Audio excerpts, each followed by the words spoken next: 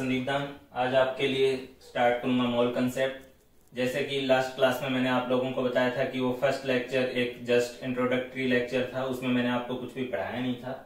आज से मैं आप लोगों का प्रॉपरली एक टाइप से जो जरूरी पार्ट है उसको डील करने जा रहा हूँ। मोल कंसेप्ट को मैं आज डील करूंगा आपके साथ, ठीक है। और मैं आपसे चाहूंगा कि इसके साथ साथ आप पीरियोडिक टेबल को अच्छे से मेमोराइज करें, उसके एटॉमिक नंबर, मास नंबर वगैरह को अच्छे से दिमाग में रखें। उसकी जरूरत हमें केमिस्ट्री में बार बार जगह जगह पड़ेगी, उसके बगैर तो कुछ होता ही नहीं है, ठीक है।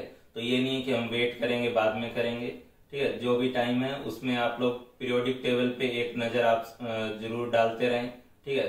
उनके सिंबल पे, उनके एटॉमिक नंबर पे, उनके मास नंबर पे, एटॉमिक वेट पे, ठीक है। ये चीजें आप जरूर देखें और उनको along the period down the group याद करने की कोशिश जरूर करें। एक लेक्चर मैं बीच में ऐसा लूंगा जिसमें हम लोग पीरियोडिक टेबल को याद करने के लिए कुछ जो भी आसान तरीका बनाया हुआ है उसके थ्रू याद करने की कोशिश करेंगे। वो टाइम आएगा तो करेंगे। तो आज मैं आप लोगों को मोल कंसेप्ट का केवल अभी मैं आपको फुल फ्लैश फॉर्म में मोल कंसेप्ट नहीं पढ़ाना स्टार्ट कर रहा, ठीक है। मैं आप लोगों को जो है सिंपली 3-4 लेक्चर, ज्यादा करेंगे तो 4 से 5 लेक्चर जो है वो मोल कंसेप्ट के एक बेसिक आइडिया को देने के लिए मैं आपसे इसको स्टार्ट कर रहा हूं। तो मोल कंसेप्ट क्या है या मोल क्या है, सबसे पहले हम लोग इसके बारे में डिस्कस करते हैं, ठीक है। तो मोल क्या है, ठीक है। एक बात समझिए आप लोग, ठीक, कि क्या आपको ये नहीं पता है कि दर्जन क्या होता है, ठीक है। कौन ऐसा बंदा होगा, ठीक है, जो भी वीडियो देख रहा है जिसको ये ना पता हो कि एक दर्जन किसको रिप्रेजेंट करता है, ठीक है। हमें पता है कि हम लोग 12 पार्टिकल को, ठीक है, 12 पार्टिकल को एक दर्जन बोल देते हैं। एक दर्जन केले मतलब 12 केले, सबको पता है ये, ठीक है। तो दर्जन क्या चीज अगर मैं आपसे पूछूं तो, ठीक है, मोल पे आऊंगा मैं, लेकिन मोल से पहले आप मुझे ये बताइए अपनी तरफ से कि दर्जन क्या चीज है, ठीक है। दर्जन क्या है? दर्जन काउंट करने की एक यूनिट है, ठीक है। इसको आप काउंटिंग यूनिट बोलेंगे दर्जन को, ठीक है। दर्जन की फॉर्म में हम चीजों को काउंट करते हैं, 2 दर्जन केले, 3 दर्जन केले, 1.5 दर्जन केले, ठीक है।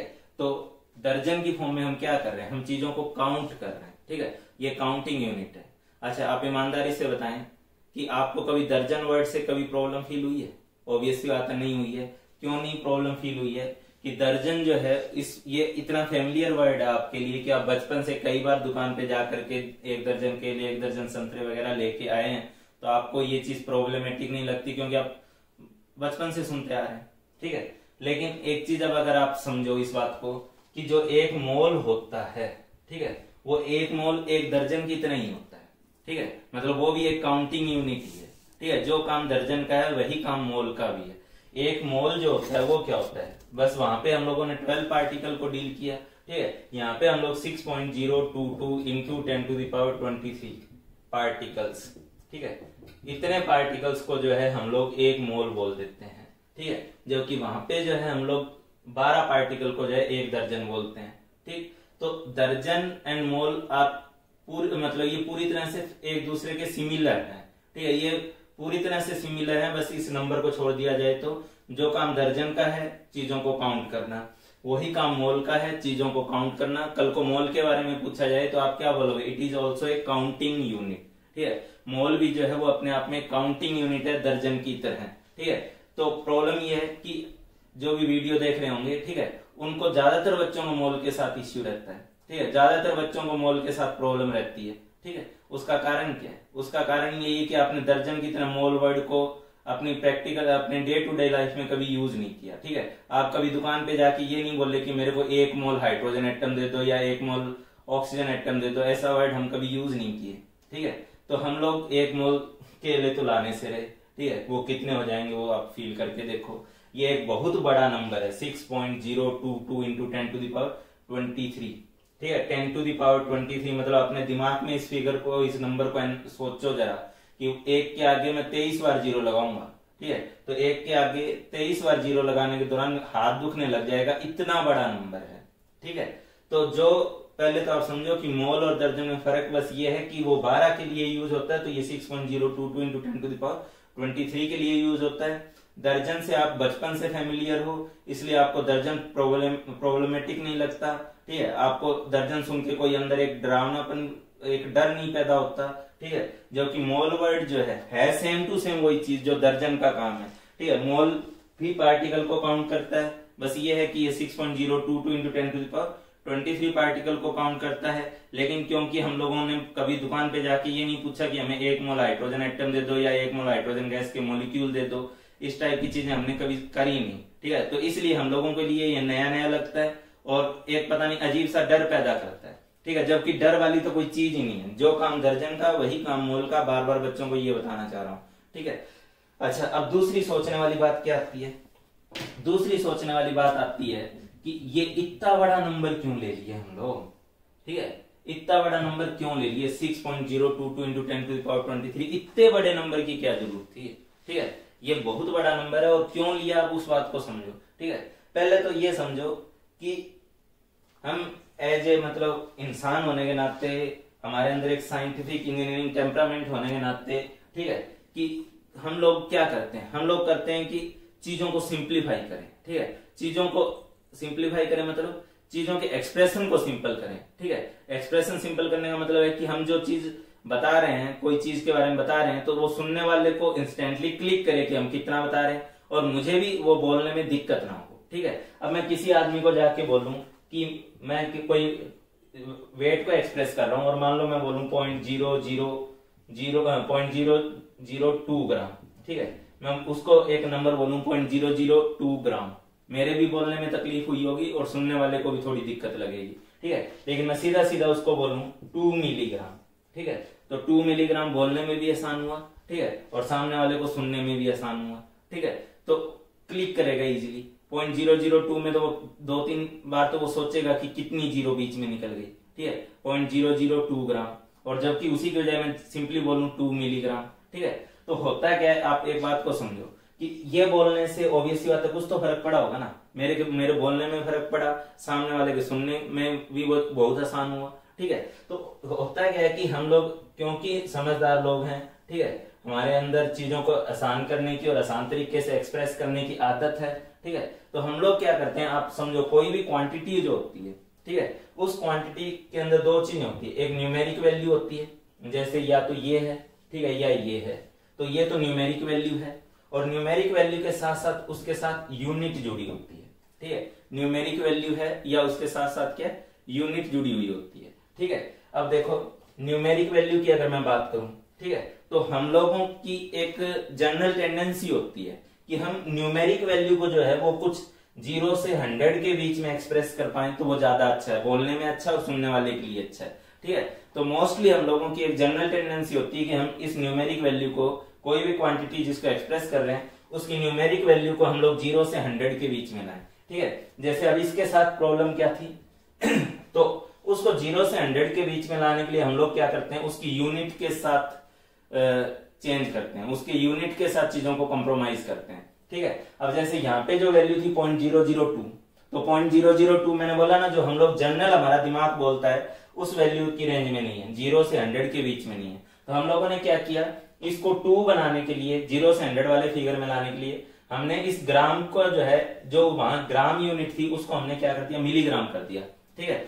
यहाँ पे न्यूमेरिक वैल्यू बहुत छोटी थी, तो बहुत छोटी वैल्यू को भी बोलना मुश्किल रहता है, बहुत बड़ी वैल्यू को भी बोलना मुश्किल रहता है। 0 से 100 के बीच में चीजों को मेंटेन रखना ज्यादा आसान होता है, ठीक है। तो अब 0.002 है, तो इस 0.002 में ये न्यूमेरिक वैल्यू बहुत छोटी हो जा रही थी, ठीक है। जो हमारा माइंड जिस रेंज में काम करता है उससे रिलेटिवली छोटी हो जा रही थी, तो 0.002 छोटी वैल्यू थी, तो हमने इसको बढ़ाना चाहा, और इसको बढ़ाने के लिए हमने क्या किया, इसके साथ लगी हुई यूनिट को, ग्राम को हमने जो है मिलीग्राम कर दिया, ठीक है। तो यूनिट जब छोटी करोगे तो जो न्यूमेरिक वैल्यू है वो बड़ी हो जाएगी, ऐसे समझो, ये यूनिट, ये न्यूमेरिक वैल्यू, यूनिट को जितना छोटा करते जाओगे न्यूमेरिक वैल्यू उतनी बड़ी होती जाएगी। और हम लोग इस न्यूमेरिक वैल्यू को हमेशा जो है 0 से 100 के बीच में एक्सप्रेस करने की कोशिश करते हैं, ठीक है। अच्छा, दूसरी तरफ आप लोग सुनो, ज्यादातर बच्चों से मैं क्लास में शुरुआत ऐसे ही करता हूँ, ठीक है, कि किसी न किसी स्टूडेंट से खड़े करके पूछता हूँ कि तुम्हारी एज कितनी है, ठीक है, एज पूछता हूँ उससे।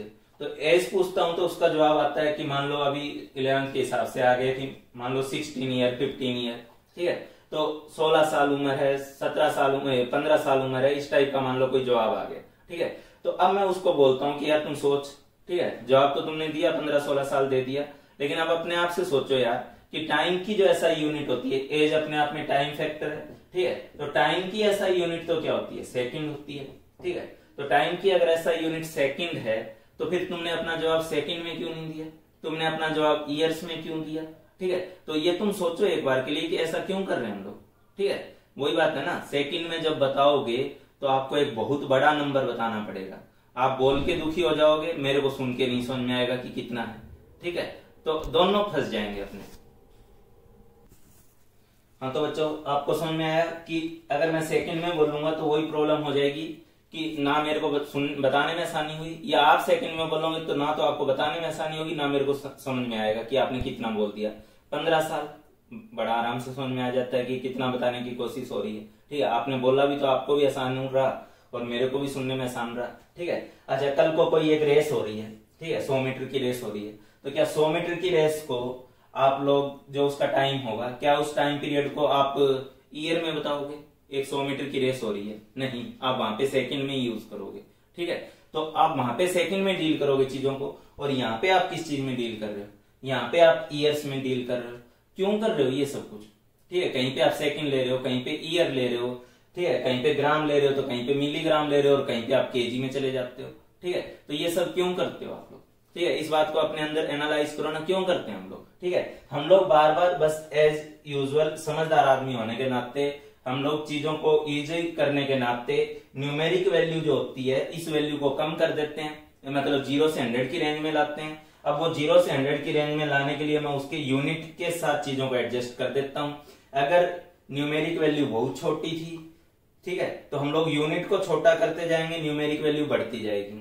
अगर न्यूमेरिक वैल्यू बहुत बड़ी थी, ठीक है, तो न्यूमेरिक वैल्यू बहुत बड़ी थी, जैसे अभी मैं अगर एज फैक्टर बताता सेकंड में तो वो बहुत बड़ी वैल्यू होती, तो अगर सेकंड में बताता तो वो बहुत बड़ा होता, लेकिन मैं उसको ईयर में कर रहा हूं, मतलब उसकी यूनिट को बढ़ा रहा हूं, तो यूनिट को बढ़ाऊंगा तो उसकी जो न्यूमेरिक वैल्यू है वो छोटी होती जाएगी। ऐसा करने से वो 0 से 100 के रेंज में आ जाएगी, ठीक है। तो हम लोग क्या कर रहे हैं, हम लोग चीजों को इजी वे में एक्सप्रेस करने की कोशिश करते हैं, ठीक है। और इजी वे में एक्सप्रेस करने के लिए हम लोग क्या करते हैं कि न्यूमेरिक वैल्यू को 0 से 100 के बीच में मेंटेन करना चाहते हैं, और 0 से 100 के बीच में मेंटेन कैसे करते हैं हम लोग, उसकी यूनिट के साथ एडजस्ट करके, ठीक है। हमें वही एज बतानी थी तो हम ईयर में बताएंगे, हमें वही रेस का टाइम बताना था तो हम सेकंड में बताएंगे, ठीक है। हमें बहुत हल्के मास को डिटरमाइन करना था, लिखना था, तो हम मिलीग्राम में बताएंगे। हमें रिलेटिवली भारी मास को अगर करना था तो हम उसको केजी में बताएंगे, और भारी को करना तो क्विंटल वगैरह में बताएंगे, ठीक है। तो इस तरीके से हम चीजों को एक्सप्रेस करते हैं यूनिट और न्यूमेरिक वैल्यू को यूज करके, उन दोनों के बीच में बैलेंस बैठा के, ठीक है। तो अब बात आती है मोल क्या है और दर्जन क्या है, इस फैक्टर पे वापस आते हैं हम लोग। मोल और दर्जन वाले फैक्टर पे हम लोग वापस आते हैं। अब मैं आप लोगों को वापस इस दर्जन और मोल पे लेके आता हूं, ठीक है। तो एक्चुअली मेरे इस रूम के जस्ट बगल में मेरे अपार्टमेंट की लिफ्ट है, जिसका जो साउंड है वो बहुत तेज है, और उससे बार बार अपना ये डिस्टर्ब हो जाता है, ठीक है। तो उस बार बीच में रोक देता हूं मैं। तो इधर ध्यान दो, मैं वापस से आपको दर्जन और मोल पे डिस्कस करने को ला रहा हूं। दर्जन और मोल क्या है, ठीक है। तो दर्जन और मोल की अगर बात करें, ठीक है, कि हम लोग दर्जन को छोड़कर मोल में क्यों चीजों को डील कर रहे हैं, हमारे पास तो दर्जन काउंटिंग यूनिट थी ना। तो मैंने अभी आपको क्या समझाया कि काउंटिंग यूनिट तो हमारे पास सेकंड भी है, काउंटिंग यूनिट तो हमारे पास मिनट है, आवर है, डे है, ईयर है, तो हम हर चीज को उसके अकॉर्डिंग ना यूज करते हैं, ठीक है। तो जहां दर्जन में चीजों को काउंट करना आसान रहेगा हम दर्जन में डील करेंगे, जहां पे हमें दर्जन से भी कोई फायदा नहीं होगा, ठीक है। जब हम बहुत बड़े बड़े नंबर में जाएंगे तो हमें फिर कुछ और फॉर्म जैसे मोल को यूज करना होगा, ठीक है। एक बात समझो यार कि हम लोग क्या करने जा रहे हैं, केमिस्ट्री पढ़ने जा रहे हैं, ठीक है। हम केमिस्ट्री में कोई केले और संतरे नहीं काउंट करने जा रहे, ठीक है। डिफरेंस को फील करो, हम केमिस्ट्री पढ़ रहे हैं, केमिस्ट्री में हमें कोई केले या संतरे नहीं ना काउंट करने हैं, ठीक है। केले या संतरे काउंट करना होता है एक अलग बात थी, तो उसको तो मैं दर्जन में काउंट कर लेता, ठीक। लेकिन भाइयों मुझे केमिस्ट्री पढ़नी है, और केमिस्ट्री पढ़ने के नाम पे, ठीक है, मेरा जो मेन इंटरेस्ट है वो एटम काउंट करने पे है, मॉलिक्यूल काउंट करने पर है, ठीक है, आयन काउंट करने पे है, इलेक्ट्रॉन, प्रोटॉन, न्यूट्रॉन, ये सब नंबर काउंट करने पर है। इन सब चीजों के नंबर काउंट करने में मेरा मेन इंटरेस्ट है। ठीक है, अब एक बात को फील करो, अगर मैं यहाँ एक छोटा सा डॉट लगा देता हूँ ना, छोटा सा डॉट, ठीक है, तो इसमें भी, इस छोटे से डॉट में भी अरबों खरबों एटम्स हैं। ठीक है, फील कर पा रहे हो? 2 एटम, 4 एटम, 50 एटम नहीं है, अरबों खरबों एटम्स हैं। ठीक है, मान लो ये 12 करोड़ एटम है, मान लो। ठीक है, तो अगर ये 12 करोड़ एटम है तो भी मैं इसको अगर दर्जन में भी बदल के लिखूंगा तो मुझे बोलना पड़ेगा 1 करोड़ दर्जन। फिर न्यूमेरिकल वैल्यू तो वही रही ना, 1 करोड़। ठीक है, तो दर्जन में बदलने का फायदा क्या हुआ? ठीक है, केले संतरे नहीं काउंट करने भाई मेरे को, केले संतरे काउंट करना होता मैं दर्जन में काउंट करता। ठीक है, बात को समझो।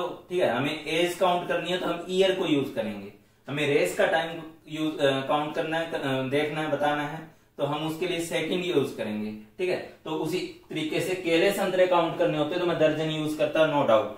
लेकिन मुझे क्या करना है? मुझे करना है एटम, केमिस्ट्री में atom, molecule, ion, electron, proton, neutron, इन सब चीजों के नंबर काउंट करने हैं। और इन सब चीजों के नंबर, मैंने बोला ना, एक छोटे से डॉट में भी नंबर जो है वो 2-5 एटम नहीं है। ठीक है, 2-5 एटम तो दिखते भी ना है। ठीक है, इसमें अरबों खरबों एटम्स हैं। ठीक है, और अगर मैं अरबों खरबों एटम्स को अगर दर्जन में भी बदल के लिखूंगा ना तो मुझे कोई फायदा नहीं हुआ। ठीक है, मैं चीजों को जो एक्सप्रेस करने में आसान करना चाह रहा था उसमें मुझे कोई फायदा नहीं हुआ। ठीक है, 1-1 ग्राम हाइड्रोजन एटम में इतने की रेंज में, ठीक है, 1-1 ग्राम हाइड्रोजन एटम में या 10 ग्राम, 20 ग्राम, 50 ग्राम, 100 ग्राम की रेंज में जो एटम्स होते हैं, ठीक है, वो 10⁻23 की रेंज में पहुंच जाते हैं। ठीक है, 10⁻23 कितना बड़ा नंबर है, आप एक बार मन में सोचो यार। ठीक है, 10⁻23 को इमेजिन करो, कितना बड़ा हो जाएगा ये। मैं आपको इसको फील करवाऊंगा कि ये कितना बड़ा नंबर है, हो सकता है। ठीक है, तो 10⁻23 नंबर में हमारे पास एटम पहुंच जाते हैं अगर हम लोग 10 ग्राम, 20 ग्राम, 50 ग्राम, 100 ग्राम एटम्स लेके चलें और 100 ग्राम जो है लेके चलें और उसमें एटम्स काउंट करें, तो इस रेंज में पहुंच जाते हैं। तो भाई दर्जन काम आएगा इसमें जब इतने इतने नंबर में है तो। ठीक है, तो आप पहले जरूरत को समझो, नीड को समझो कि हम लोग मोल जैसी इतनी बड़ी यूनिट क्यों यूज करते हैं। ठीक है, मोल जितनी इतनी भारी भरकम इतनी बड़ी यूनिट क्यों यूज करते हैं, दर्जन क्यों नहीं करते हैं? मैंने आपको बताया कि दर्जन हम इसलिए नहीं करते कि दर्जन में हमें केमिस्ट्री में कोई केले संतरे नहीं काउंट करने। ठीक है, हम मोल जितनी इतनी बड़ी यूनिट इसलिए यूज करते हैं क्योंकि हमें atom, molecule, ion, electron, proton, neutron count करने होते हैं जो 10, 20, 50, 100 ग्राम में भी इस 10⁻23 के ऑर्डर में होते हैं, 10⁻23 के नंबर के ऑर्डर में होते हैं, इतने ज्यादा होते हैं। ठीक है, तो दर्जन में काम नहीं आएगा। ठीक है, ये वही अगर मैं इसको दर्जन में लिखने, जैसे एटम के नंबर को, मॉलिक्यूल के नंबर को दर्जन में लिखना, एक टाइप से तुम ये समझ लो कि आप अपनी एज को सेकंड में बताने जा रहे हो। हालांकि सेकंड और ईयर में तो फिर भी छोटा डिफरेंस है, लेकिन यहाँ तो बहुत बड़ा डिफरेंस है। ठीक है, यहाँ तो नंबर में बहुत बड़ा डिफरेंस है। ठीक है, तो मैं पहले तो आपको दोबारा से प्यार से 2-3 बातें बोल दूं। दर्जन जैसे काउंटिंग यूनिट है, तो आप कल को मोल के बारे में पूछे तो मोल भी क्या एक काउंटिंग यूनिट है। दर्जन से आप फेमिलियर हो इसलिए आपको प्रॉब्लम नहीं फील होती, मोल से आप उसी तरीके से फेमिलियर हो जाओ जैसे दर्जन से। ठीक है, तो आपको मोल में भी कोई प्रॉब्लम फील नहीं होगी। मोल कोई यार कंसेप्ट छोड़ना है, कोई खतरनाक सी चीज छोड़ना है। दर्जन की तरह मोल भी तो एक काउंट करने का तरीका है। ठीक है, बस ये है, इसकी जरूरत को समझो कि एक मोल क्या होता है, 6.022 × 10⁻23 पार्टिकल होता है। अब ये जो पार्टिकल होता है ये इतने बड़े रेंज में हम क्यों लेके चलते हैं? ठीक है, तो इतने बड़े रेंज में हम इसलिए लेके चलते हैं इस पार्टिकल के नंबर को क्योंकि हम केमिस्ट्री पढ़ रहे हैं, हम एटम, मॉलिक्यूल, आयन को डिटरमाइन करने की कोशिश कर रहे हैं। ठीक है, तो एटम, मॉलिक्यूल, आयन के जब नंबर काउंट करोगे तो ये नंबर 150 ग्राम में, 10-20 ग्राम में 10⁻23 के ऑर्डर में पहुंच जाते हैं। तो वहां हमें मोल जितनी बड़ी यूनिट ही काम आएगी, ना कि दर्जन जैसे। ठीक है, चलो मोल के बारे में आप अपनी कॉपी पे मेरे साथ साथ लिखना स्टार्ट करो। ठीक है, मोल के बारे में अपनी कॉपी पे साथ साथ लिखना स्टार्ट करो। मैं पहले बता चुका हूं कि मैं मोल पे अभी वो जो बोला गया था कि 15-20 लेक्चर लेने होते हैं, वो वाला चीज मैं अभी नहीं करने जा रहा हूं। अभी मैं आपको एक बेसिक आइडिया दूंगा मोल का, एटॉमिक मास का, मॉलिक्यूलर मास का। ठीक है, बस उतना बेसिक आइडिया दूंगा। तो इधर ध्यान दो मेरे प्यारे बच्चों, जब भी आपसे मोल के बारे में कोई पूछेगा तो सबसे पहले तो आप बोलोगे it is a counting unit, it is a counting unit, ठीक है। उसके बाद लिखोगे 1 mole particle refers to,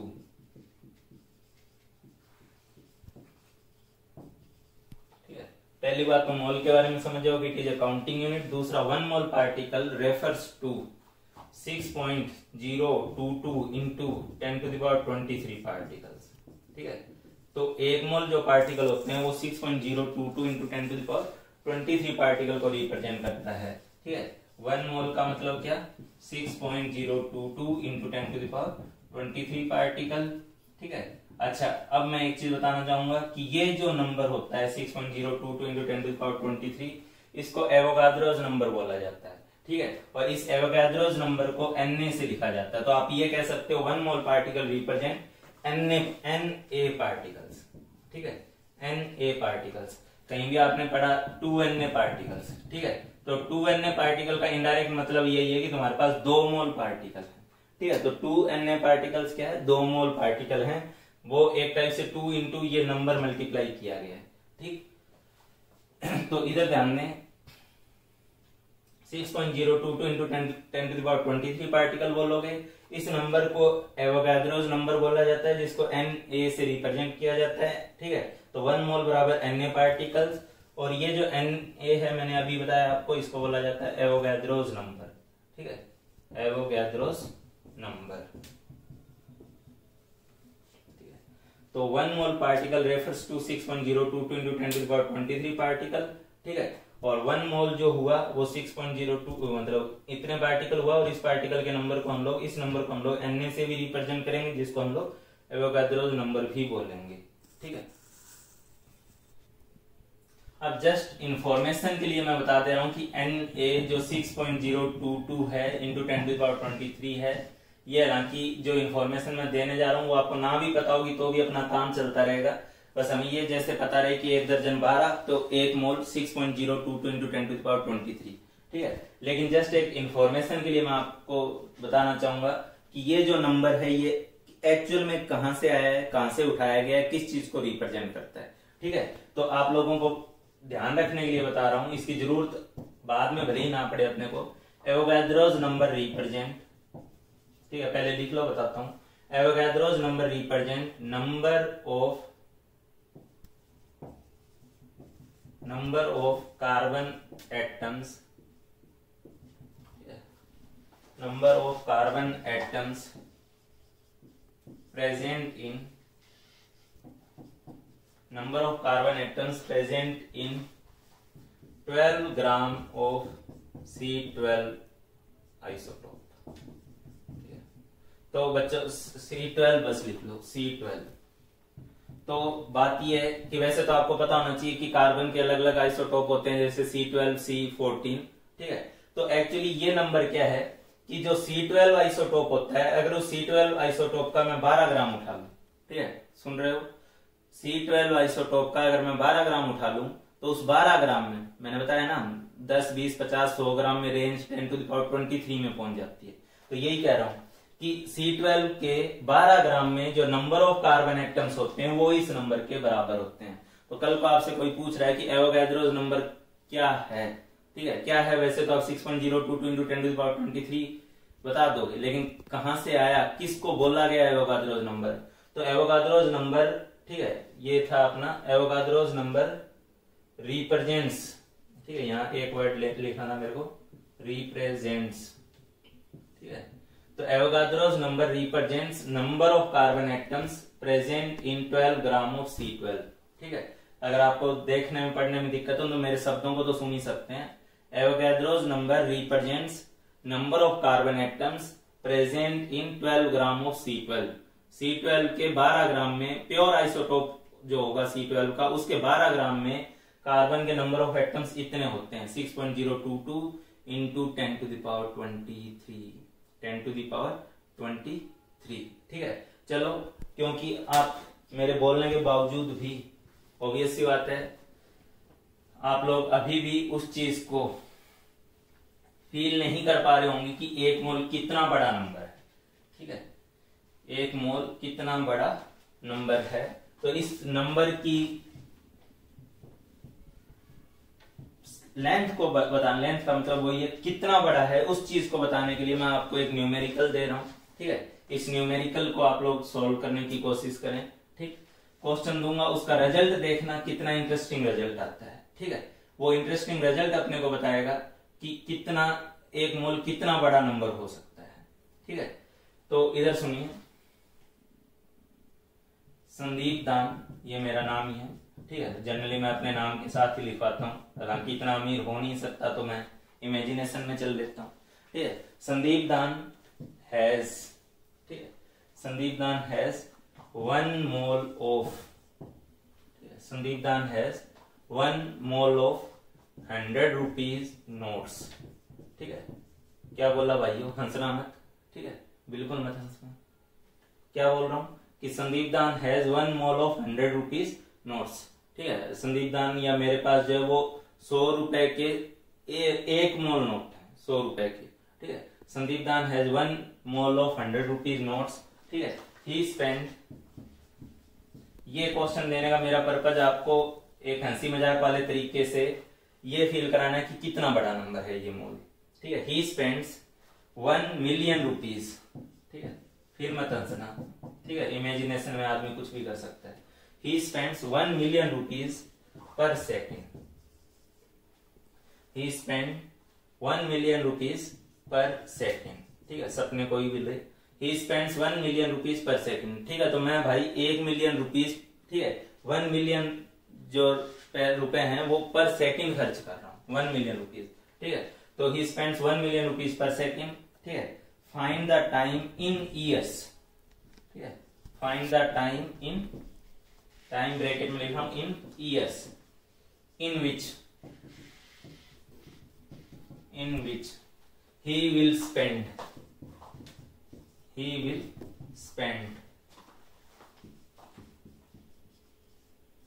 total amount।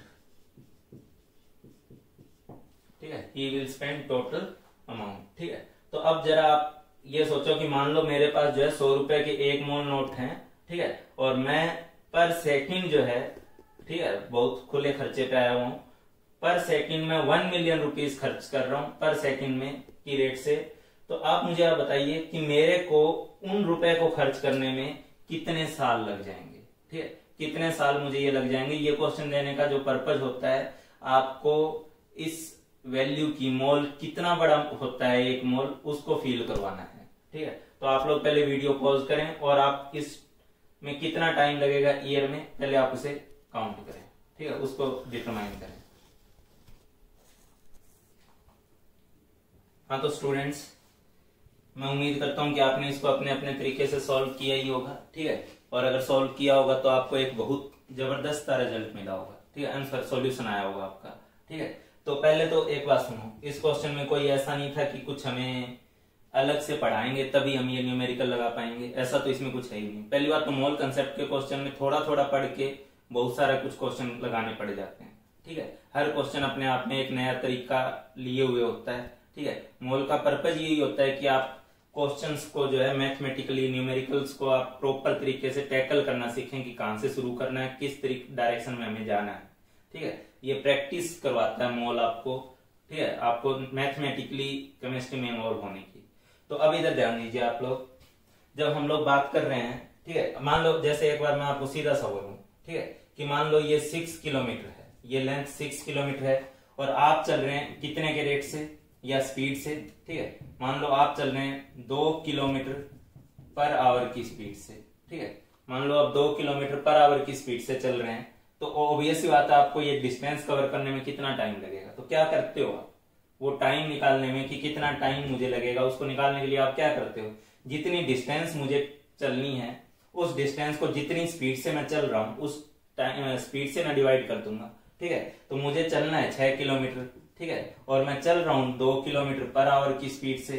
ठीक है, तो ऑब्वियस सी बात है मुझे लगेंगे 3 घंटे, तो ये कोई बड़ी बात नहीं है। तो वही तो बात है कि यहाँ इस क्वेश्चन में आपको कोई मतलब कुछ पढ़ा के ये क्वेश्चन वो उस लेवल पे अब नहीं हो। ठीक है। इसमें जो दिया है उसको आप डायरेक्टली निकाल सकते हो, क्योंकि इसमें कुछ केमिस्ट्री तो है नहीं, ठीक है। अब आप समझो कि हमें क्या करना था। मेरे पास 1 मोल नोट थे, ठीक है, 1 मोल नोट थे, उसी तरीके से बता रहा हूं, 1 मोल नोट थे 100 रुपए के, ठीक है, 100 रुपए के मेरे पास 1 मोल नोट थे, ठीक है। तो जरा पहले तो मुझे ये बताओ कि मुझे कितने पैसे खर्च करने हैं, मेरे पास कितने पैसे हैं जो मैं खर्च करने जा रहा हूं, ठीक है।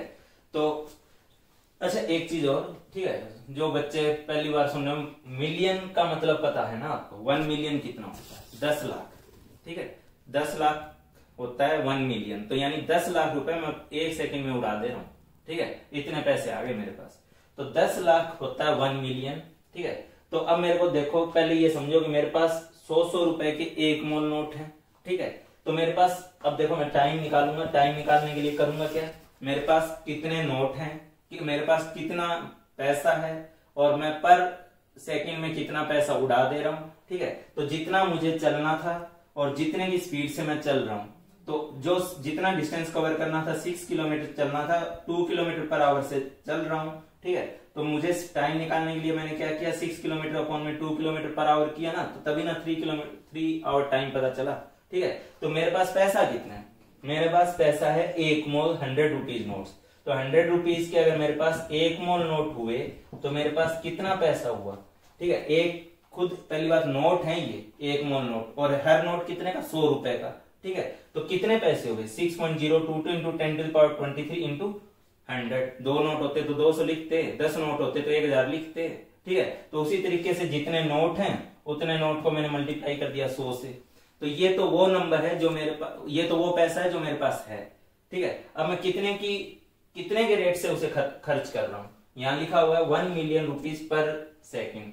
मिलियन का मतलब अभी मैंने बताया आपको, 1 मिलियन होता है कितना, 10 लाख, ठीक है। 10 लाख मतलब 10⁻6, ठीक है। ये देख लो आप, इकाई, ढाई, सैकड़ा, हजार, 10,000, लाख, 10 लाख, ठीक है। तो वही 10⁻6 जो है आपके पास, ये 1 मिलियन होता है, ठीक है। तो अब अगर ये 1 मिलियन है तो मेरे को, मैं 1 मिलियन रुपीज पर सेकंड तो खर्च कर दे रहा हूं, मुझे खर्च करना है इतना रुपए, मैं खर्च कर रहा हूं इतने के रेट से। तो ये मेरे पास क्या हुआ, टाइम निकल आया कि मैं उस पैसे को कितने टाइम में खर्च कर दूंगा। लेकिन आप लोग ये ध्यान दें कि ये टाइम किस यूनिट में आया होगा, सेकंड में आया होगा।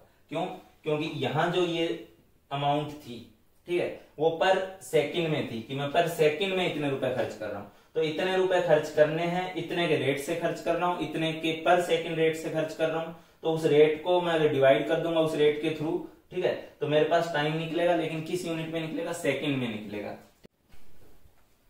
हाँ तो बच्चों, अब जब हम इसको सेकंड में निकाल चुके हैं तो सेकंड से अब अपना एक दूसरा काम स्टार्ट हो जाएगा, ठीक है। अब हम लोग इसको ईयर में बदलेंगे। टाइम हम निकाल चुके हैं, पर वो टाइम जो निकला वो सेकंड में निकला, ठीक है। ये हमारे पास टोटल अमाउंट थी, ये मेरे पास पर सेकंड जितने रेट से मैं उसको खर्च कर रहा था, तो पर सेकंड वाले रेट से जब मैंने डिवाइड किया तो मेरे पास टाइम निकला सेकंड में।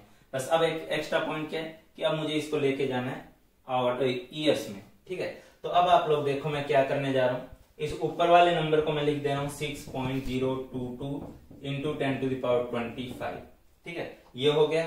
और डिवाइड में मैं लिख दे रहा हूं 10⁻6। लेकिन उसके साथ साथ अब ये सेकंड था, ये इतना जो पार्ट था, ये इतना पार्ट सेकंड में था, ठीक है। अब आप लोग समझो कि जब मैंने इसको 60 से डिवाइड और कर दिया तो ये कन्वर्ट हो गया मिनट में। सेकंड था 1 मिनट में 60 सेकंड होते हैं, तो मैंने इसको 60 से डिवाइड किया तो ये मिनट में चला गया। अब मिनट से मैं इसको आवर्स में बदलूंगा। आवर्स में बदलने के लिए मैं यहाँ पे फिर 60 से डिवाइड कर रहा हूं, तो ये अब चला गया आवर्स में। वो जो मिनट थी वो अब आवर्स में बदल गया। अब आवर्स को मैं बदलूंगा डेज में, और आपको पता है एक दिन में 24 घंटे होते हैं, तो मैं यहाँ पे अब आपको इसको वैल्यू को 24 से डिवाइड कर दिया, तो ये दिन हो गया कि इतने दिन लगेंगे मुझे खर्च करने में, ठीक है। अब क्या करना है आपको, जब डेज निकल चुका है तो आप एक रफली नहीं बोलूंगा, होता ही है 1 ईयर में जो 365 डेज होते हैं, ठीक है, वो लीप ईयर को एक बार छोड़ दो, तो आप ये वो सीधा सा बोलो कि एक साल में 365 दिन होते हैं, ठीक है। तो आप लोग क्या करोगे कि ये जो डेज हैं, इतने जो दिन लगे मुझे खर्च करने में, इसको 365 से और डिवाइड कर दो, तो आपका जो रिजल्ट है वो ईयर्स में आ जाएगा, ठीक है। अब ये जो रिजल्ट आ रहा है ना आपका, ये एक बहुत खतरनाक, बहुत बड़ी वैल्यू आ रहा होगा अगर आपने कैलकुलेट किया तो। मैं कैलकुलेट करके लिख दे रहा हूं कैलकुलेटर से। हाँ तो मेरे बच्चों, जब आपने इसको ईयर में जब इसका रिजल्ट निकाला है तो इसका रिजल्ट देखिए कितना बड़ा आया, 1.9 into 10 to the power 12 years. ठीक है, 10 टू द पावर 12 ईयर्स, इतने साल भाई। ठीक है, एक आदमी, मैं अगर अपनी उम्र 70-80 साल भी मान के चलूं, ठीक, तो उस हिसाब से इतने साल का मतलब है कि मैं तो पता नहीं कितनी बार जी मर लूंगा। ठीक है, कितनी बार मेरा अगर जन्म मरण हो चुका होगा, कितनी बार मैं दोबारा पैदा होकर इसको खर्च करने में लगा रहूंगा, तो भी मेरी कई जन्म तो वैसे ही निकल जाएंगे। ठीक है, तो आप लोगों को ये जो फील करवाना था, ये देखिए कि मैं अगर इतना रुपए, 10 लाख रुपए कितना बड़ा लगता होगा आपको। ठीक है, 10 लाख रुपए, वो भी कितनी देर में, 1 सेकंड में। इतना रुपए भी मैं उड़ा रहा हूं ना पर सेकंड। ठीक है, तब भी मेरे को 1.9 into 10 to the power 12 years, इतने साल लग रहे हैं कि मुझे एक जन्म नहीं, ठीक है, 100 जन्म नहीं, कई लाख जन्म नहीं, उससे भी कहीं ज्यादा जन्म लेने पड़ जाएंगे उतना पैसा उड़ाने के लिए, उतना पैसा खर्च करने के लिए। ठीक है, तो ये आपको फील दिलाना चाहिए कि ये एक मोल कितना बड़ा होता है। ठीक है, ये क्वेश्चन देने का पर्पज बस यही होता है कि मोल कितना बड़ा है, ये आप फील करो। ठीक, और बात ये है कि इतना बड़ा है लेकिन फिर भी, ठीक है, जब हम एटम, मॉलिक्यूल, आयन वगैरह काउंट करते हैं तो छोटे से स्पेस में भी उनके नंबर इतने ज्यादा होते हैं, इतने एक मोल के नंबर में होता है, 10 टू द पावर 23 के नंबर में होता है। ठीक है, तो आप मोल की अहमियत को फील करो कि क्या है, ये कितना बड़ा नंबर हो सकता है, अपने अंदर उस वैल्यू को एनालाइज करो, सोचो। ठीक है, तो ये तो मैंने आप लोगों को मोल के बारे में बताया कि मोल क्या है। दोबारा एक प्यार से बोलूंगा, मोल एक काउंटिंग यूनिट है जो कि 6.022 into 10 to the power 23 particle को रिप्रेजेंट करती है।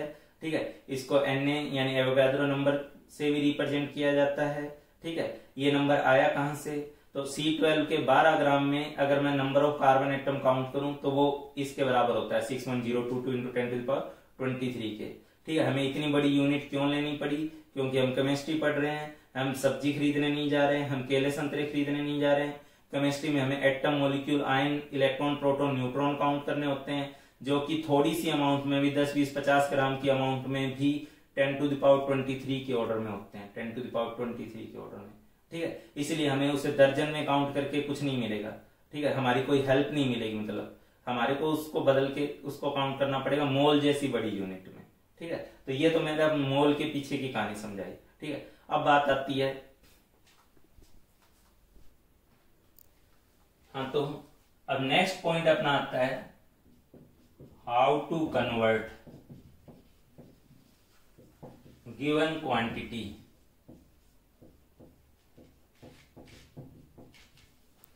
इन मोल। ठीक है, किसी चीज को मैं मोल में कैसे कन्वर्ट करूंगा। ठीक है, यही ना अब अगला क्वेश्चन है अपने लिए, मोल क्या होता है वो सीख गए। अब मुझे अलग अलग तरीके से मोल में चीजों को काउंट करना है, मोल में कन्वर्ट करना है उसे। ठीक है, तो ऑब्वियस ही बात है, पहले बात तो ये इस बात पे डिपेंड करेगा कि हमें दिया हुआ क्या है। ठीक है, मान लो मुझे नंबर ऑफ पार्टिकल्स दिए हुए हैं। ठीक है, number of particles are given.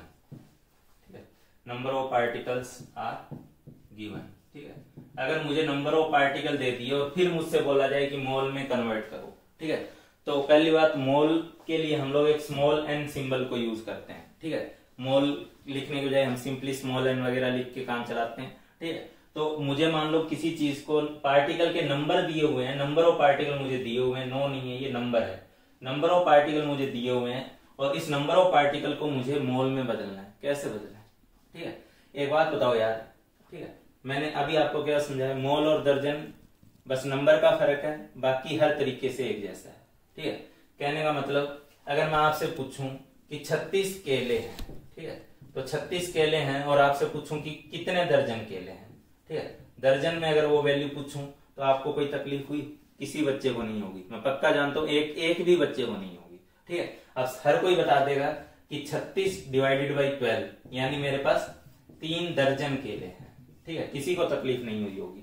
तो 36 डिवाइडेड बाई जो 12 किया, 3 दर्जन अपने पास क्या है, केले हैं, आपने बता दिया।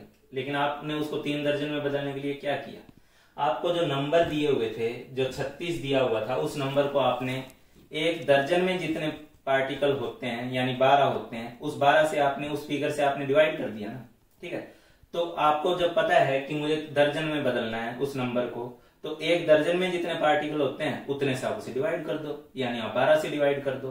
ठीक है, अब उसी तरीके सोचो कि मुझे पार्टिकल के नंबर दिए हैं, उसको मुझे मोल में बदलना है, ठीक है। तो दर्जन में बदलना था तो 12 से भाग दिए, तो मोल में बदलने के लिए किससे डिवाइड करोगे? जो एक मोल में पार्टिकल होते हैं, एक मोल में कितने पार्टिकल होते हैं? n पार्टिकल्स होते हैं, 6.022 इंटू 10⁻23 पार्टिकल्स होते हैं। तो आप अगर उसको मोल में बदलना चाह रहे हैं गिवन नंबर ऑफ पार्टिकल्स को, तो व्हाट शुड बी, तुम्हारी अप्रोच क्या होनी चाहिए, ठीक है। तो इसमें सीधी सी अप्रोच है, आप जो भी लिखेंगे नंबर ऑफ पार्टिकल्स, ठीक है, number of particles divided by किससे? इस चीज को आप डिवाइड कर दोगे n से, ठीक है।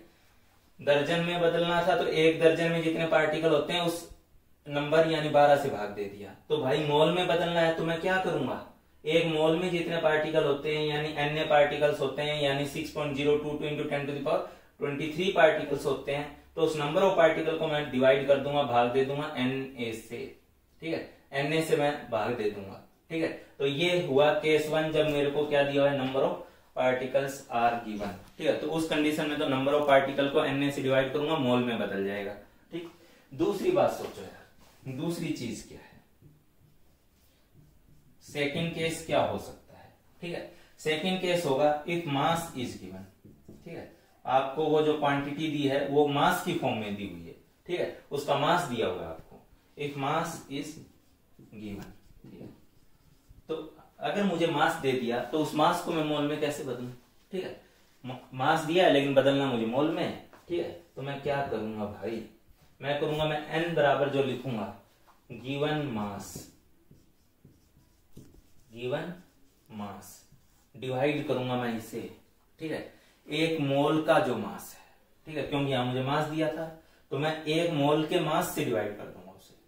मुझे यहां पार्टिकल दिए थे तो एक मोल के पार्टिकल से डिवाइड कर दिया मैंने, ठीक। तो इसी तरीके से जब मुझे मास दिया हुआ है तो मैं इसको एक मोल के मास से डिवाइड कर दूंगा और उस एक मोल के मास को हम mm यानी मोलर मास लिखते हैं, ठीक है। मोलर मास नाम से ही समझ लो, ठीक है। मोलर मास क्या चीज है? मास ऑफ 1 मोल पार्टिकल, ठीक है, मास ऑफ 1 मोल पार्टिकल, ठीक है, मास ऑफ 1 मोल पार्टिकल। अरे भाई सीधी सी बात है, ये कोई 1 मोल पार्टिकल है, 1 मोल पार्टिकल है, ठीक है। तो ये 1 मोल पार्टिकल का मास मान लो 10 ग्राम है मान लो, ठीक है। इस 1 मोल पार्टिकल का मास 10 ग्राम है। तो मेरे से पूछे कि 50 ग्राम में कितने मोल है, ठीक है। तो 50 ग्राम का मतलब क्या? 10 प्लस 10 प्लस 10 प्लस 10 प्लस 10, ठीक है। यही ना, ये 10 ग्राम का 1 मोल, ये 10 ग्राम का 1 मोल, ये 10 ग्राम का 1 मोल, ये 10 ग्राम का 1 मोल, ये 10 ग्राम का 1 मोल, 5 मोल हुए, ठीक है। 10 ग्राम 1 मोल को रिप्रेजेंट कर रहा है तो 50 ग्राम कितने को करेगा? ऑटोमेटिकली 5 को करेगा। कहने का मतलब इस 50 ग्राम को आप 1 मोल का जो मास है उससे डिवाइड कर दो, ठीक है। तो ये 10 ग्राम पर मोल है, ठीक है। ये 1 मोल का मास है इसलिए इसे ग्राम पर मोल है। ये मोलर मास की यूनिट सिर्फ ग्राम नहीं हुई, ग्राम पर मोल हुई, ठीक है। तो ये 50 ग्राम अपॉन में क्या 10 ग्राम पर मोल। 1 मोल का मास मुझे पता है, कितना मास दिया है वो भी मुझे पता है। तो 50 ग्राम में कितने मोल होंगे? 5 मोल। कहां से निकलेंगे? उस गिवन मास को आप 1 मोल का जो मास है उससे डिवाइड कर दो, ठीक है। दोबारा बोल दूंगा, पार्टिकल के नंबर दिए हैं तो आप 1 मोल में जो पार्टिकल है उससे डिवाइड कर दो, यानी Na से डिवाइड कर दो। आपको मास दिया है तो आप 1 मोल का जो मास है, ठीक है, 1 मोल का जो भी मास बन रहा है जिसको आप मोलर मास बोलोगे, तो गिवन मास को मोलर मास से डिवाइड कर दो। मोलर मास का क्या मतलब होता है? Mass of 1 mole particle. 1 mole particle के मास को हम लोग मोलर मास बोलेंगे और इससे हम लोग डिवाइड कर देंगे तो हमारे पास मोल आ जाएगा, ठीक है। हमारे पास जो है मोल आ जाएगा, ठीक है। और कुछ क्या केस दिए जा सकते हैं? और भी है हमारे पास, बताता हूं। हाँ भाई, जो तीसरा केस है वो थोड़ा और इंटरेस्टिंग केस है। पहली बात तो मैं बोलना चाहूंगा कि ये केस थर्ड जो है, ठीक है, ये जो मैं बताने जा रहा हूं ओनली फॉर गैसेस, ठीक है। ये केस जो है वो गैसेस के लिए अप्लाई होगा, ठीक है। अगर हम उनको आइडियल गैस ट्रीट करें तो, या ऑलमोस्ट नियरली आइडियल हो। आइडियल नॉन आइडियल गैस वगैरह जो है, गैस से रिलेटेड जो भी कंसेप्ट अपने को सीखनी है वो हम लोग गैसीय स्टेट में सीखेंगे भी, ठीक है। तो अभी आप लोग सुनो, ये जो मैं थर्ड पॉइंट बताने जा रहा हूं, ये मैं बताने जा रहा हूं कि ये जो चीज है ये ओनली फॉर गैसेस होगी, ये जो केस 3 है वो आइडियल गैस पे अप्लाई होगा, ठीक है। और इसमें आप लोगों को सबसे पहले तो एक बात जान लेनी है, ठीक है। क्या जान लेनी है? एक लाइन आपके दिमाग में बस बैठ जाए, घर कर जाए, ठीक है। क्या घर कर जाए वो चीज क्या है? ठीक है, 1 mole of ideal gas, 1 mole of an ideal gas, ठीक है, 1 mole of an ideal gas, किसी गैस का, ठीक है, किसी आइडियल गैस का अगर 1 मोल है एट एसटीपी कंडीशन, ठीक है, at STP condition, 1 mole of an ideal gas at STP conditions, ठीक है, ऑक्यूपाइज,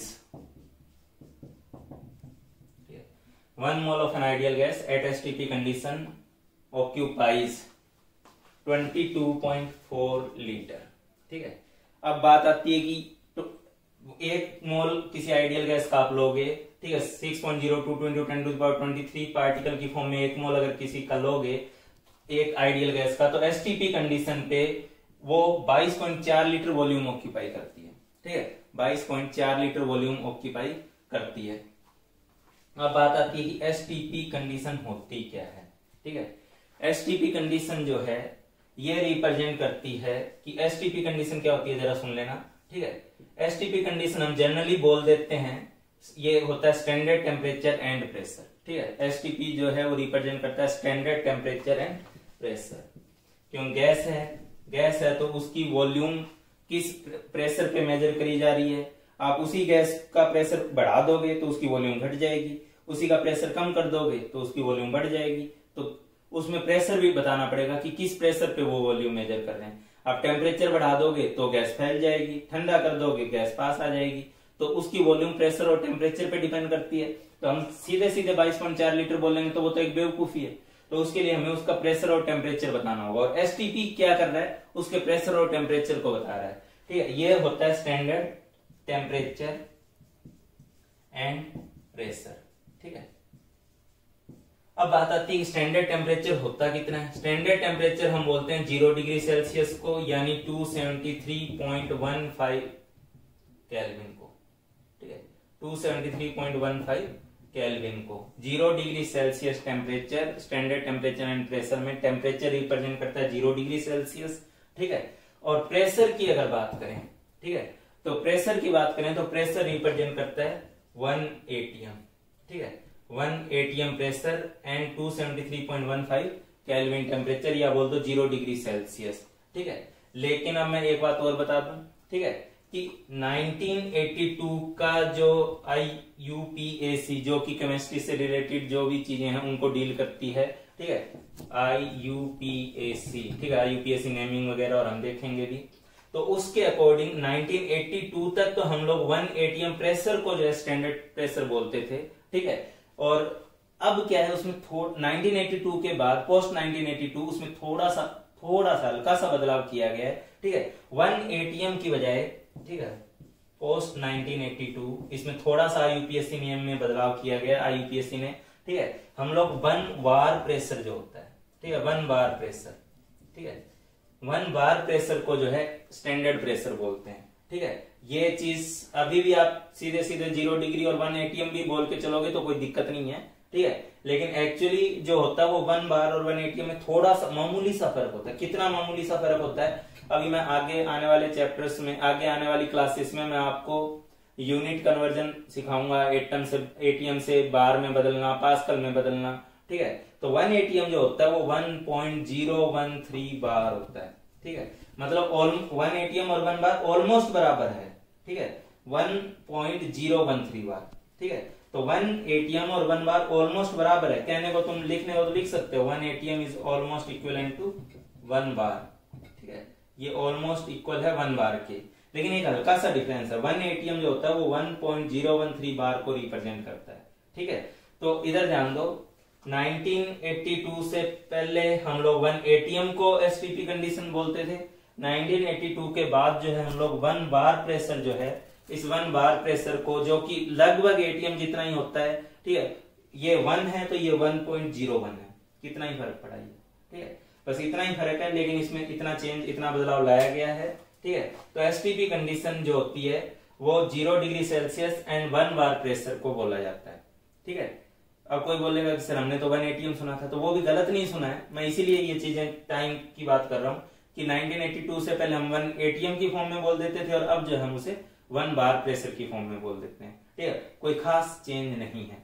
ठीक, चलो अब वो छोड़ो, एक मजेदार बात होती है, स्टैंडर्ड टेम्परेचर प्रेशर क्या है, क्यों बताया हमने, क्योंकि कोई भी गैस की वॉल्यूम बता रहे हो तो वो उसको बताने के लिए हमें उसका कितने टेम्परेचर पे उसे मेजर किया है, कितने प्रेशर पे मेजर किया, वो बताना पड़ेगा। तो यहाँ हम जो गैस की वॉल्यूम बता रहे हैं वो 0 डिग्री सेल्सियस और अभी 1 ATM ही मेरे मुंह से निकलता रहेगा तो मैं 1 ATM ही बोलता रहूंगा। ठीक है, तो 0 डिग्री सेल्सियस और 1 ATM प्रेशर पे उस वॉल्यूम को बताया गया है। ठीक है, 0 डिग्री सेल्सियस और 1 ATM प्रेशर पे उस वॉल्यूम को बताया गया है।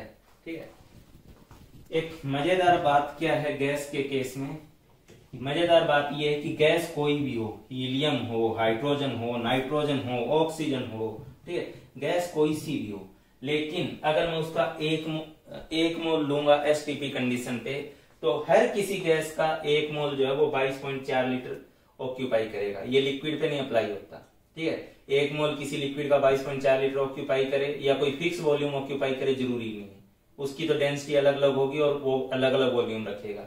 ठीक है, गैस में ये बड़ा मजेदार सा सीन है कि 1 मोल आइडियल गैस जो होती है, गैस कोई सी भी होगी तो भी 1 मोल आइडियल गैस की वॉल्यूम STP कंडीशन पे 22.4 लीटर होती है।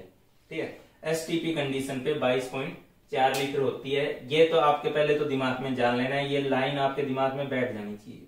ठीक है, 1 mole of an ideal gas occupies, ठीक है, 1 mole of an ideal gas occupies 22.4 litre at STP। ठीक है, STP पे 1 मोल कोई भी आइडियल गैस की होगी, वो 1 मोल जो होगा वो 22.4 लीटर वॉल्यूम लेगा। ठीक है, 22.4 लीटर वॉल्यूम लेगा। ठीक है, तो अब बात आती है कि केस थर्ड में हमें क्या दिया जा सकता था। ये तो मैंने 2 बातें इन जनरल बताई कि मैं जो ये बताने जा रहा हूँ वो गैस पे अप्लाई होगा। गैस के केस में एक मजेदार बात होती है कि गैस कोई भी रहेगी तो भी उसका 1 मोल 22.4 लीटर लेगा STP पे। ठीक है, अब केस 3 एक्चुअली क्या है, केस 3 है कि मान लो आपको दिया हुआ है गिवन के नाम पे आपको क्या दिया हुआ है, गिवन के नाम पे आपको क्या दिया हुआ है, volume of gas is given. Solid या लिक्विड की वॉल्यूम देगा तो नहीं, volume of gas is given, और वो भी कौन सी कंडीशन पे, STP कंडीशन पे। ठीक है, volume of gas is given at STP condition पे मुझे गैस की वॉल्यूम दी गई है। बच्चों क्या दिया गया है, गैस की वॉल्यूम दी गई है STP कंडीशन पे। अभी मैंने क्या बताया कि अगर गैस STP कंडीशन होगी तो मेरे पास जो 1 मोल गैस होगी उसकी वॉल्यूम 22.4 लीटर होगी। तो ओबियस है यार कि मेरे पास कल को मान लो 2.24 लीटर गैस है। ठीक है, तो 2.24 लीटर कितने मोल को रिप्रेजेंट करेगा, STP पे अगर है तो। ठीक है, तो ऑब्वियस सी बात है उसमें मोल कम होंगे। कितने मोल होंगे, 2.24 को आप लोग कितने से डिवाइड कर दोगे, जो 1 मोल गैस की वॉल्यूम थी यानी 22.4 से डिवाइड कर दोगे, कितने मोल आएंगे, 0.1 मोल। तो इसमें अगर 1 मोल था तो 2.24 लीटर में 0.1 मोल है। इसको समझना कितना तो मुश्किल है, नॉर्मल सी बात है। ठीक है, ठीक, क्या कहना है, मुझे नंबर ऑफ पार्टिकल दिए थे तो मैंने 1 मोल पार्टिकल में जो होता है नंबर उससे डिवाइड कर दिया था। ठीक है, मुझे मास दिया था तो 1 मोल का जो मास होता है मैंने उससे डिवाइड कर दिया था। उसी तरीके से मुझे वॉल्यूम दी है तो 1 मोल गैस की जो वॉल्यूम होगी, जिसको मैं Vm करके लिख रहा हूं, ठीक है, Vm जिसका मतलब हो गया मोलर वॉल्यूम। तो जैसे 1 मोल का कुछ मास होता है वैसे 1 मोल की कुछ वॉल्यूम होगी, तो उस गिवन वॉल्यूम को मैं उस मोलर वॉल्यूम से डिवाइड कर दूंगा। ठीक है, उस गिवन वॉल्यूम को मोलर वॉल्यूम से डिवाइड कर दूंगा, यानी 1 मोल की वॉल्यूम से डिवाइड कर दूंगा तो मेरे पास मोल कैसे निकलेगा। ठीक है, वही गिवन वॉल्यूम, हाँ, वॉल्यूम गैस की होनी चाहिए, STP पे होनी चाहिए। ठीक है, तो STP पे किसी गैस की वॉल्यूम जो मुझे दी गई है उस वॉल्यूम को मैं डिवाइड कर दूंगा 22.4 से। ठीक है, 22.4 लीटर से। तो ये जो भी वॉल्यूम दी हुई होगी उसको 22.4 लीटर से डिवाइड करूंगा तो मेरे पास मोल निकल कर आ जाएगा। 22.4 लीटर 1 मोल को रिप्रेजेंट करता है। ठीक है, तो सीधी सी बात है 22.4 लीटर अगर 1 मोल को रिप्रेजेंट करता है तो 10 लीटर कितने को करेगा। ठीक है, उसको एक यूनिटरी तरीके से समझो, 1 लीटर कितने को करेगा, 1/22.4 मोल को। 10 लीटर कितने को करेगा, वही 10/1 की बजाय वहां 10 मल्टीप्लाई में चला जाएगा, 10/22.4 को, ठीक है। V लीटर कितने को करेगा, V/22.4 को, ठीक है। तो ये कोई बहुत बड़ी चीजें नहीं डिस्कस कर रहे हैं, ठीक।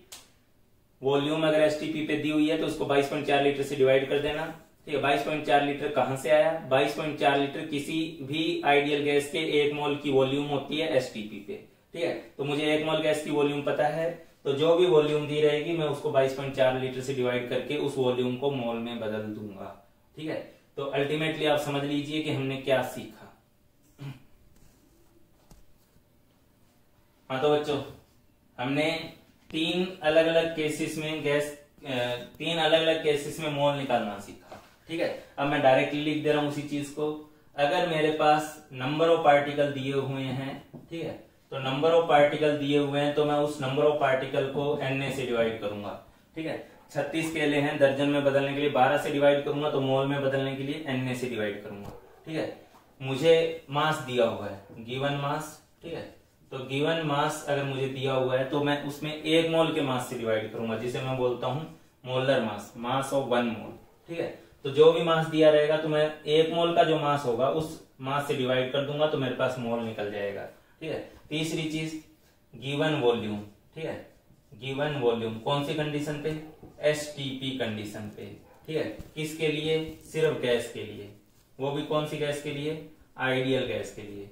तो आइडियल गैस की मुझे कोई वॉल्यूम दी हुई है एसटीपी कंडीशन पे, तो मैं उसको 22.4 से डिवाइड करूंगा। ये 22.4 लीटर कहां से आया हुआ है, ये 1 मोल गैस की वॉल्यूम होती है आइडियल गैस की एसटीपी कंडीशन पे, ठीक है। तो गिवन वॉल्यूम बाई 22.4 लीटर करके मैं उस गैस की वॉल्यूम को मोल में बदल दूंगा। मास दिया रहेगा, मोलर मास से डिवाइड करके मोल में बदल दूंगा। नंबर ऑफ पार्टिकल दिया रहेगा, Na से डिवाइड करके मोल में बदल दूंगा।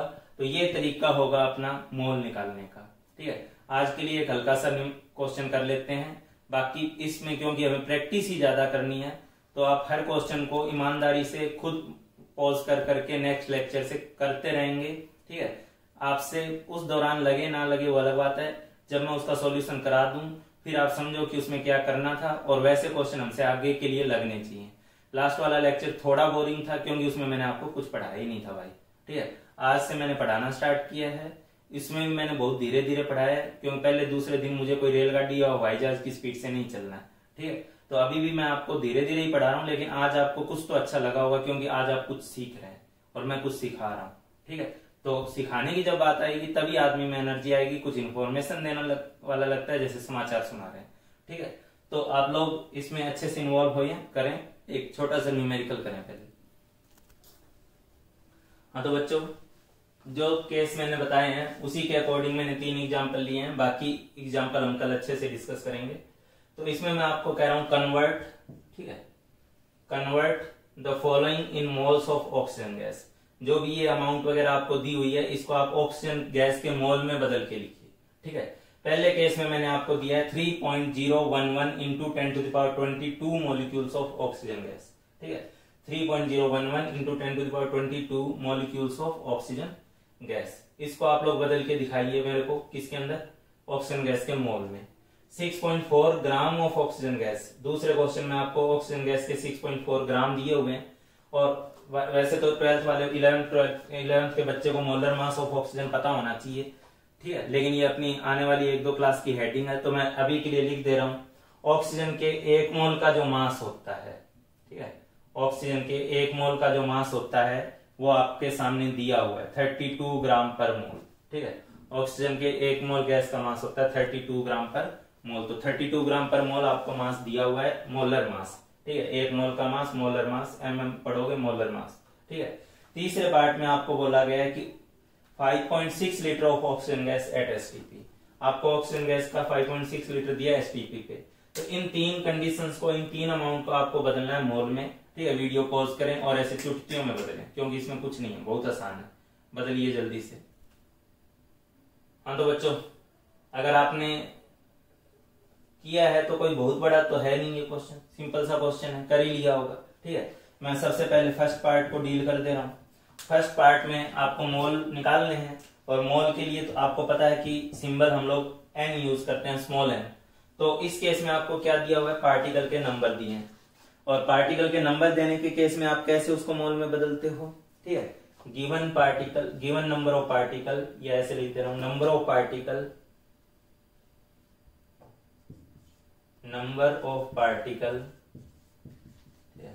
Number of particle divided by Na, ठीक है। जो पार्टिकल दिए हैं उसको एक मोल में जितने पार्टिकल होते हैं उससे भाग दे दो, ठीक है। तो यहाँ पार्टिकल दिया आपको 3.011 इंटू 10⁻22, मैं इसे भाग दूंगा 6.022 इंटू 10⁻23 से, ठीक है। तो जब मैं इससे भाग देने जा रहा हूं तो ये तो साफ साफ दिख रहा है कि ये कट गया 2 पे, ठीक है। ये पॉइंट में थोड़ा ज्यादा बड़ा करके लिखता हूं ताकि विजिबिलिटी आए, वरना मैंने देखा है वीडियो में थोड़ा पॉइंट गायब हो जाता है, ठीक है। तो 3.011 और 6.022 ये कट के आपके पास आया 2, ठीक है। यहाँ आप देखोगे कि यहाँ जो बच रहा है वो बच रहा है 10⁻⁻1 बाई 2, ठीक है। या सीधी सी बात बोले तो 0.05 मोल, ठीक है। तो इसमें कितने मोल आए आपके पास, 0.05 मोल आए, ठीक है। तो पार्टिकल के नंबर को आपने किससे भाग दे दिया बच्चा, आपने एक मोल पार्टिकल यानी Na से भाग दे दिया, तो आपका जो ऑक्सीजन गैस का जो मोल हुआ वो हुआ 0.05 मोल।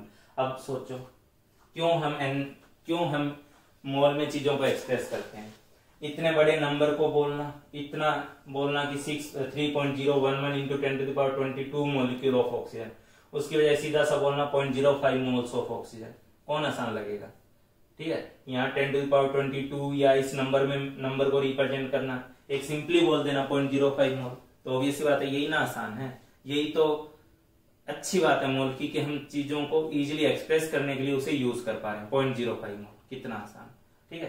तो ये तो पहला केस हुआ, नंबर ऑफ पार्टिकल दिए थे इसलिए मैंने Na से डिवाइड कर दिया, ठीक है। इसी तरीके से सेकंड केस में आपको क्या करना होता है, जो उतार ही लिया होगा आपने, उतार लो जल्दी से।